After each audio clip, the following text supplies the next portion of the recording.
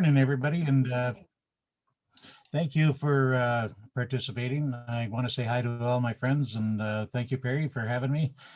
Um, this talk, firstly, let me introduce myself. My name is Guy Santucci. I've been involved in fossils in this area for a long time, and recently I've been involved with the Cranbrook History Center, and we've done some fossil work there. I'll talk a little bit about it later. I know this is a short presentation, so I'll get right into it. But I want to talk basically about some of the stuff we have found in the East Kootenays and some of the stuff that's currently being worked on. So I'll quickly go through the slideshow. Um, as you can see, we take this with a bit of humor, but we have been doing over the past few years, and some of the people that you're going to see in this presentation were part of the Burgess Shale group, and I will talk very briefly about the Burgess Shale, although Dr. Nanglu did an excellent job sharing his knowledge and the research done there. So I won't spend much time on it. But in any case, here's the current research being done in the Kootenays right now.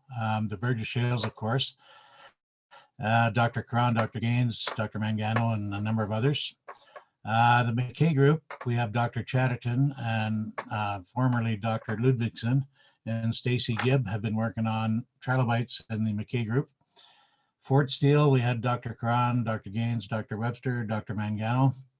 Line Creek, Dr. McCrae and Dr. Buckley.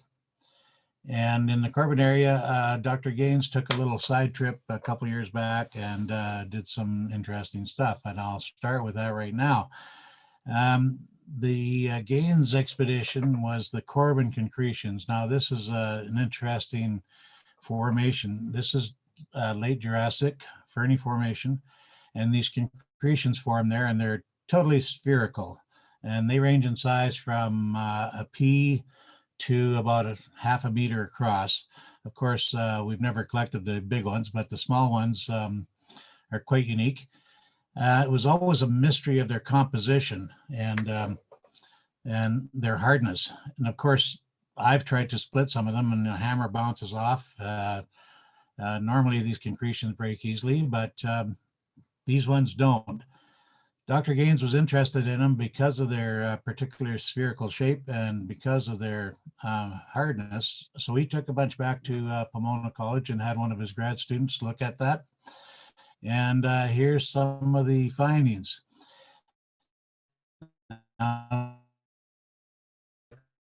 Cross sections are unique. Calcites, pyrites, different things.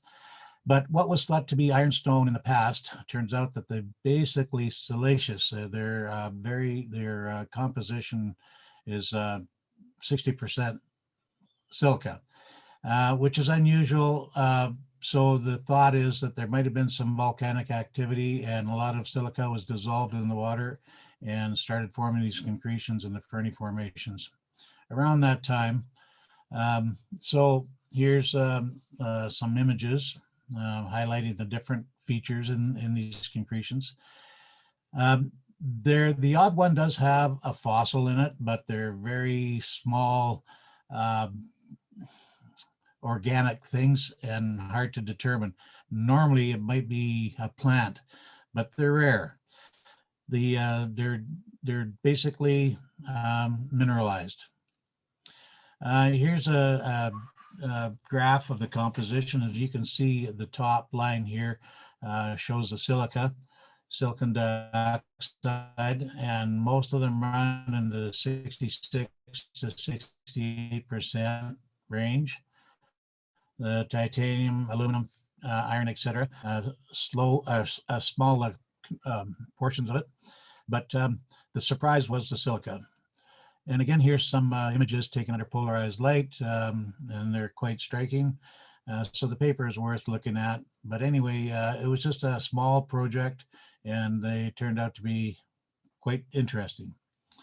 The other project that has been going on for a while, and Dr. Webster has the paper done on it, but there's still some vetting to do and some peer review.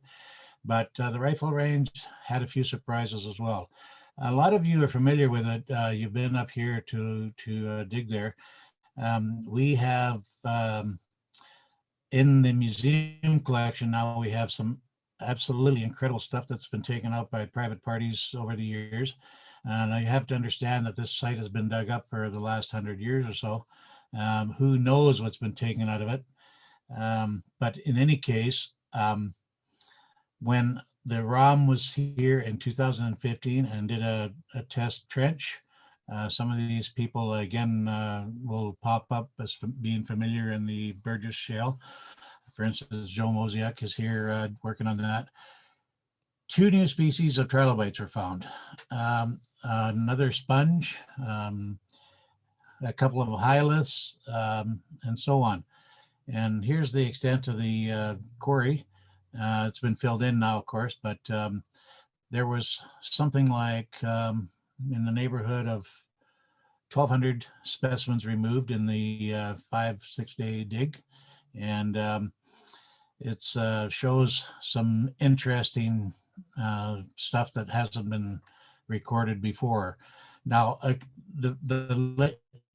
the earliest scientific coring was done in the 50s, and then Dr. Bohatch did some work in the 90s.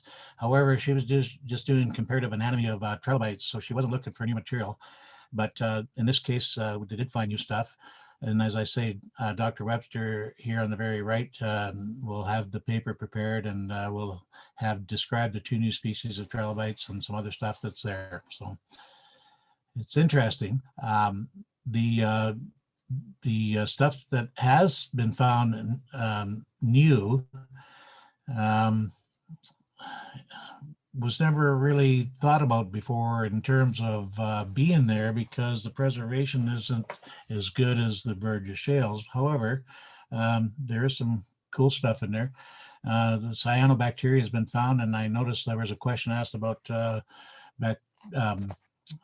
plants and so on in the Burgess. And in this particular case, the cyanobacteria and the sponges and other sessile type organisms have been found. So these animals were feeding on other things besides themselves here. Anyway, they looked at some of, whoops, I'm sorry, I go back here. They've looked at some of the stuff there, and it's an interesting site. I think Jean Bernard would like to come back to this site at some point and do some more investigation. But that's some new revelations there. The next site, the next research project is the McKay trilobites. So far, Dr.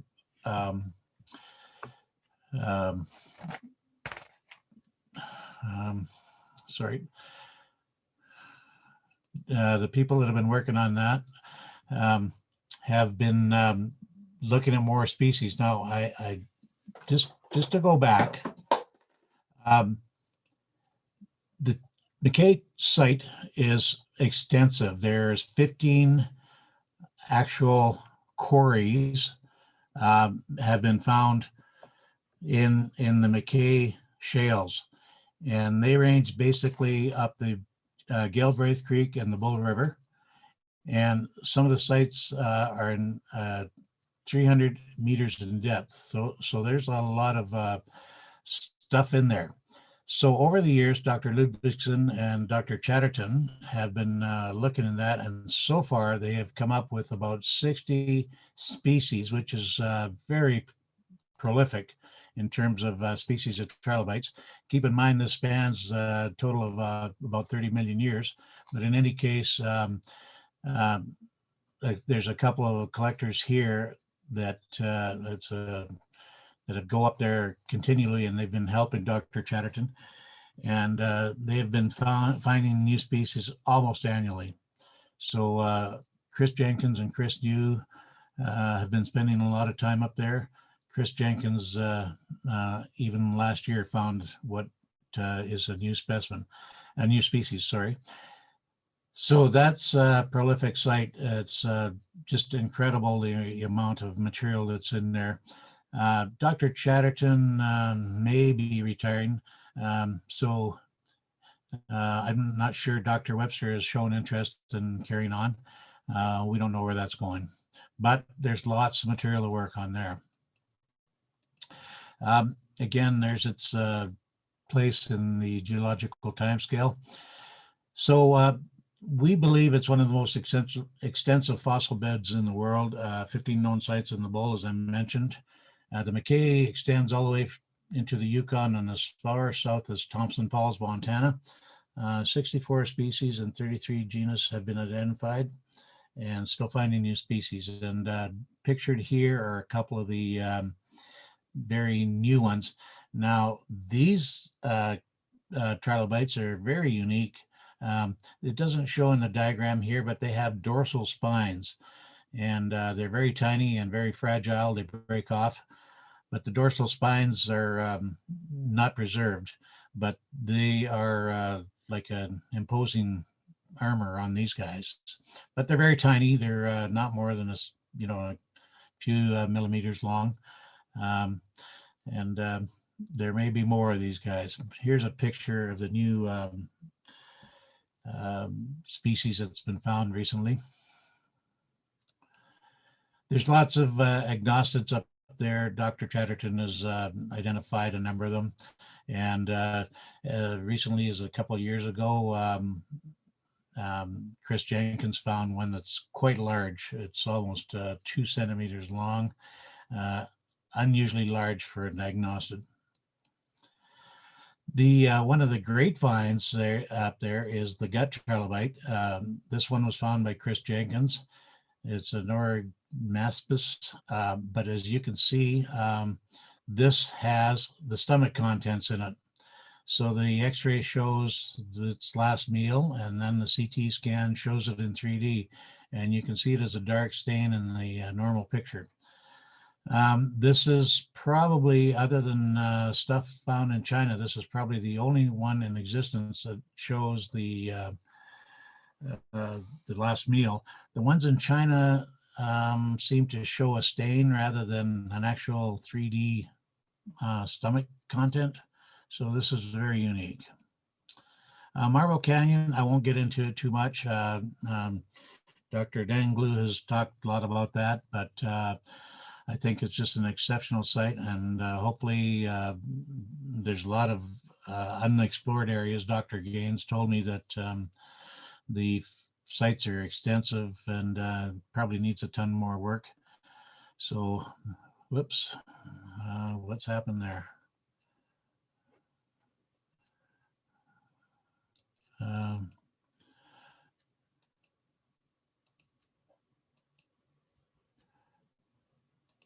Sorry, everybody. I just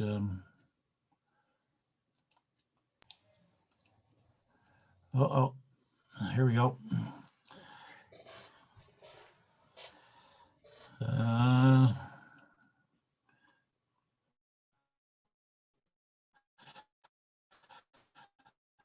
Anyway, just to carry on the Burgess Shale stuff, there's a picture of the original.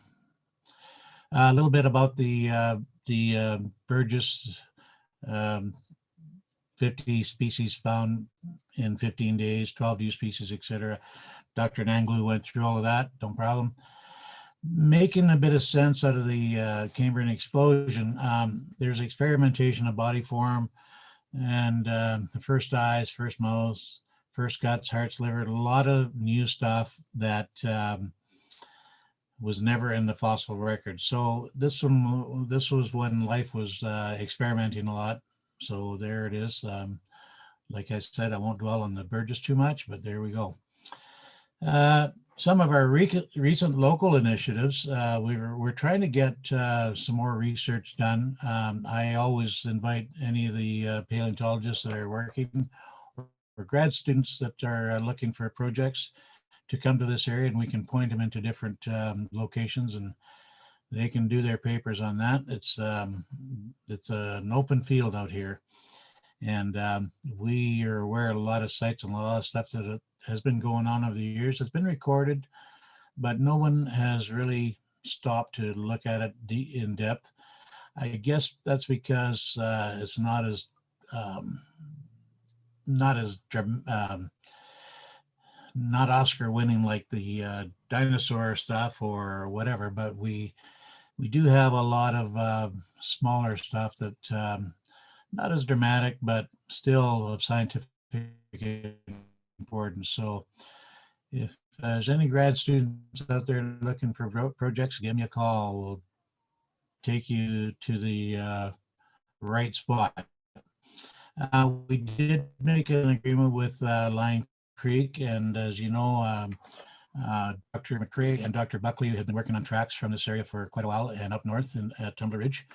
But we have made an agreement with Tech Industries right now that if the geologists happen to save any tracks, that they will bring them to the Cranbrook History Center and we'll display them. And we have a lot of tracks there now. When I speak of these tracks, Dr. McCrae has been working on the theropods and the big stuff, but Dr. Buckley has been working on the smaller stuff. And alongside a lot of these tracks, and it doesn't show well in this picture here, but alongside a lot of these tracks are small avian tracks. So it appears that the birds evolved alongside the dinosaurs in the late Jurassic and into the Cretaceous. So they range in size. These tracks range in size from a robin to probably an emu in size. And in this particular picture here, the snow has fallen off, but alongside this large theropod are a number of smaller tracks. It was once thought they were all small dinosaurs, but Dr. Buckley's research shows that they're actually bird tracks. And so she's done some good papers on that. So unfortunately, all these tracks are at Line Creek on a mine site. So for the most part, they all get blown up and never recovered. But there is the occasional time when they punch in a exploration road or something where they uncover this, and there's research possibilities there. So there's lots of tracks. This is one that was found back in the 1990s, and Dr. McCrae did a long paper on this. This tridactyl track is probably about, it's large. It's about probably equivalent to a T-Rex. It's 100, and as you can see, the length is 86 millimeters, so it's a fairly large size animal. Theropod tracks, you can see them, this roundish structure there crawling across that. It's the Miss Mountain Formation and smaller avian tracks, etc. So there's lots of reptilian trackways in there as well. Another project initiative that I'm working on is to repatriate some material. This particular ichthyosaur was found in Morrissey in the 1920s. It's still crated in a box at the Museum of Nature in Ottawa, and no one has looked at it. So we need a paleontologist to pull it out of the box, prep it, and put it on display. As you can see, there's a large eye there. It's about the size of a dinner plate, and the beak comes out here. The reconstruction of something like, excuse me, would look something like this, but there's the head. This is a British specimen, but this is essentially what that specimen in Morrissey looks like. Excuse me. So we do need some researchers to have a look at this. This is all in the Fernie Formation. Not many exposures of the Fernie in this area, but the ones that are there have mostly belemnites, but there are these ichthyosaurs in there. The other exciting find is the fish, Triassic fish site north of Elkford. These were given to us by a private collector. This collection was put together over a couple of summers. The fellow that brought these in was Mr. Michel Plurd. He climbed to the 7,000 foot level and cut these out of the rock and brought them all down. Massive pieces. This was a coelacanth. We have other ones. Now, this site is very similar to the Wapiti Lake, and some of the species appear to be similar. And no one has looked at this yet. There hasn't. It's not even recorded in any scientific journal. So this is a brand new site, hard to get to, but excellent research possibilities here, and it's untouched. Here's some of the specimens that we have at the museum from there. Great stuff, and even ammonites. So at the museum, we do a lot of this stuff. So at this point, we're working on some initiatives with education. We have the kids split rocks from the McKay and take them home, and it's been a very successful program. And in any case, as I say, we have a number of sites here. We're looking for researchers, more research to be done. The Devonian sites, for instance, are quite common here, and no work has been done on those since the 1950s that I'm aware of anyway. Some Ordovician sites that show some incredible orthocone type nautiloids, incredible sponges.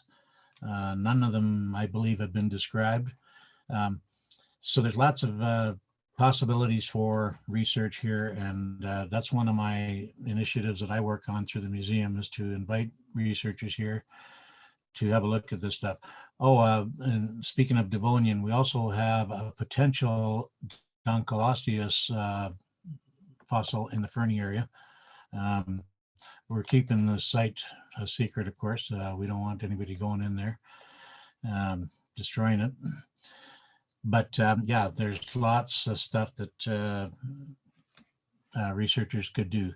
So I'm leaving that there. I'll answer any questions you may have regarding what we're doing in the Cranbrook area.